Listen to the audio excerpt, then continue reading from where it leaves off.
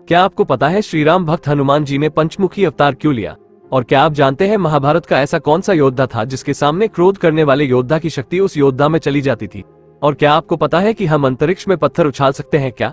आइए जानते हैं इस वीडियो में बहुत सारे होश को उड़ा देने वाले फैक्ट्स, पर उससे पहले आप हमारे चैनल को सब्सक्राइब जरूर कर ले। फैक्ट नंबर 1, अयोध्या में राम मंदिर के निर्माण का कार्य शुरू हो चुका है। कुछ ही समय बाद राम मंदिर का उद्घाटन भी हो जाएगा।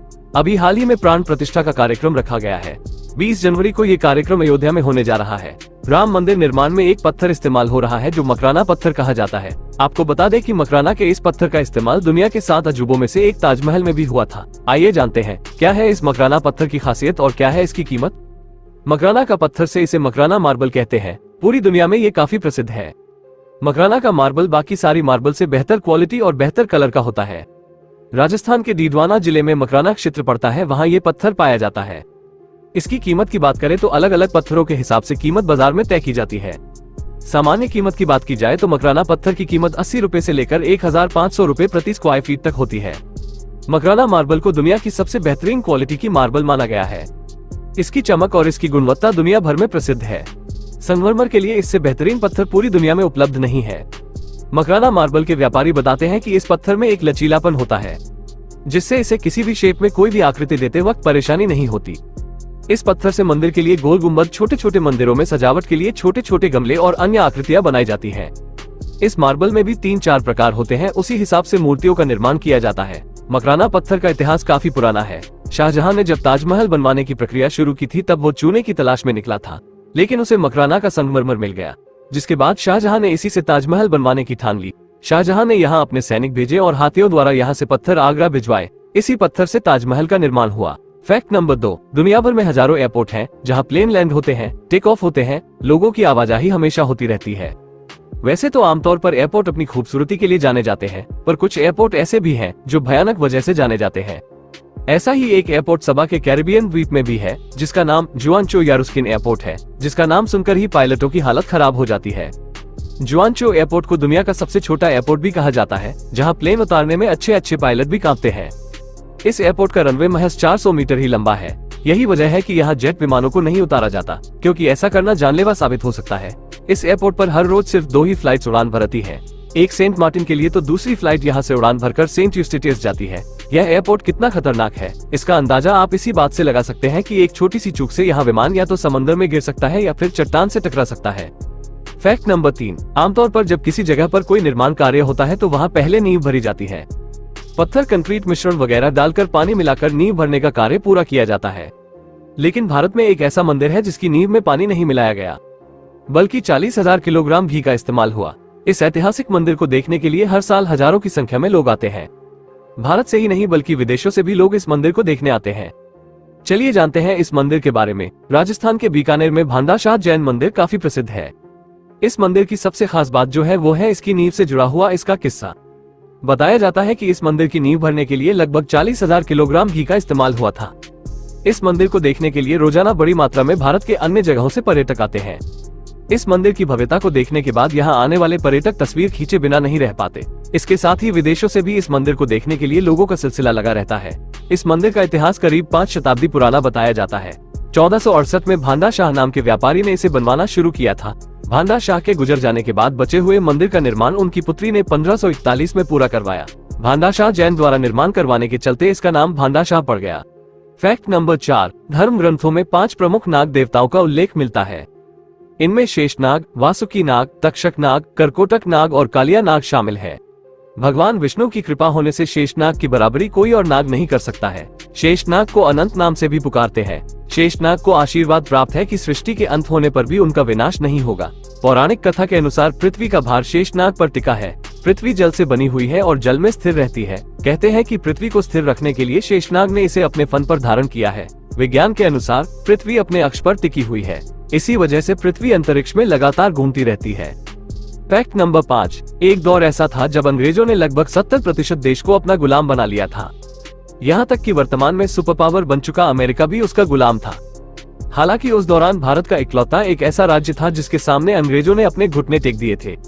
जी हाँ, भारत में ब्रिटिश शासन के बाद भी अंग्रेजों की इस राज्य की सीमा तक पहुंचने की हिम्मत नहीं हुई। ऐसे में क्या आप जानते हैं कि भारत के इस राज्य का क्या नाम था? यदि नहीं जानते तो यहाँ देख सकते हैं। बता दें, यहाँ हम गोवा की बात कर रहे हैं। गोवा एकमात्र ऐसा राज्य है जहाँ कभी ब्रिटिश का शासनकाल नहीं रहा। गोवा पुर्तगालियों के अधीन आता था। यहाँ पुर्तगालियों का करीब 400 से अधिक वर्षों तक शासन रहा है। गोवा क्षेत्रफल के लिहाज से भारत का सबसे छोटा राज्य है, हालांकि इसकी गिनती सबसे अमीर राज्यों में की जाती है।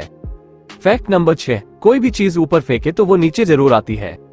इसका कारण धरती का गुरुत्वाकर्षण बल है। क्या पत्थर को अंतरिक्ष तक फेंक सकते हैं? आइए जानते हैं कैसे। धरती के गुरुत्वाकर्षण की परिधि को पार किया जा सकता है। इसके लिए वस्तु को कम से कम 11.2 किलोमीटर प्रति सेकंड से फेंकना होगा। इस रफ्तार पर फेंकी वस्तु परिधि से बाहर चली जाएगी और वापस नहीं आएगी।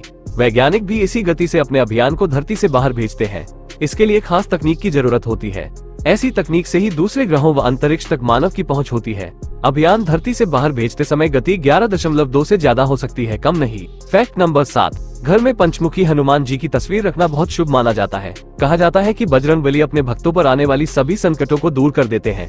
इस बीच क्या आपने कभी सोचा है कि उन्होंने पंचमुखी अवतार क्यों लिए और इसका क्या महत्व है? अगर नहीं तो आइए जाने इस बारे में।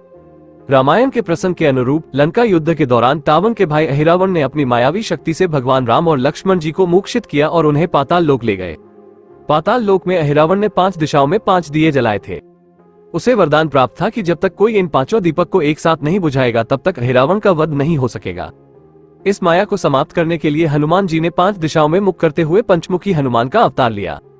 इसके बाद उन्होंने सारे दीपक एक साथ बुझाकर अहिरावण का वध कर दिया।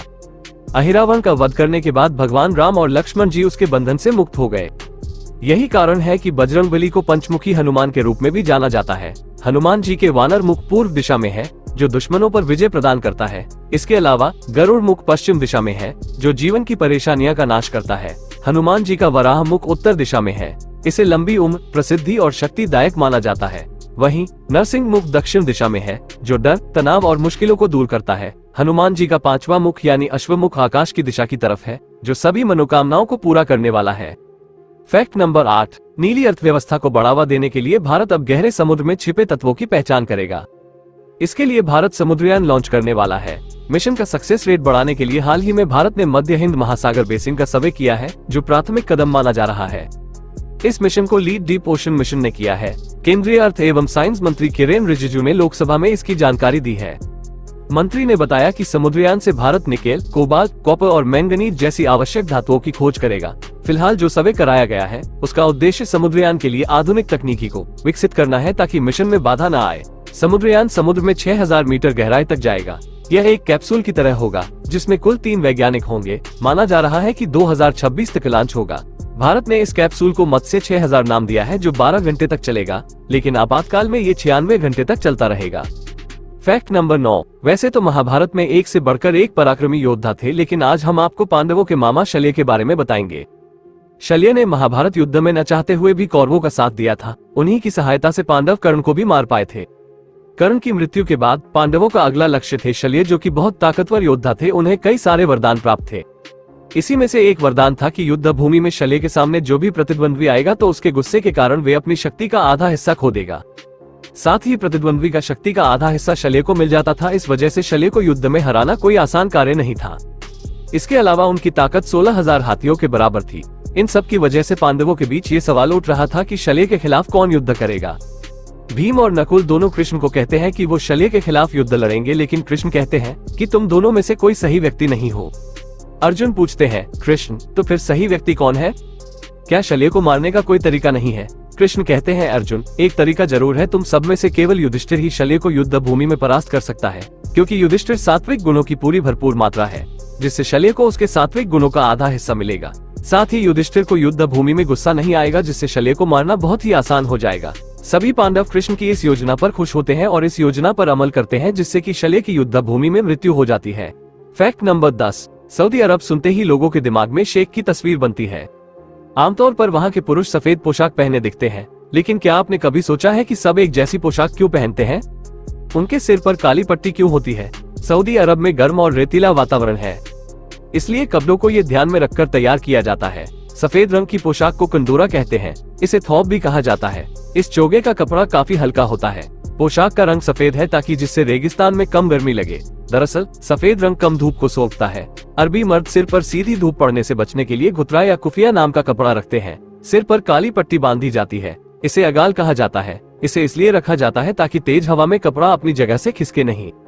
प्लीज हमारे चैनल को सब्सक्राइब जरूर से कर ले। धन्यवाद। जय श्री राम।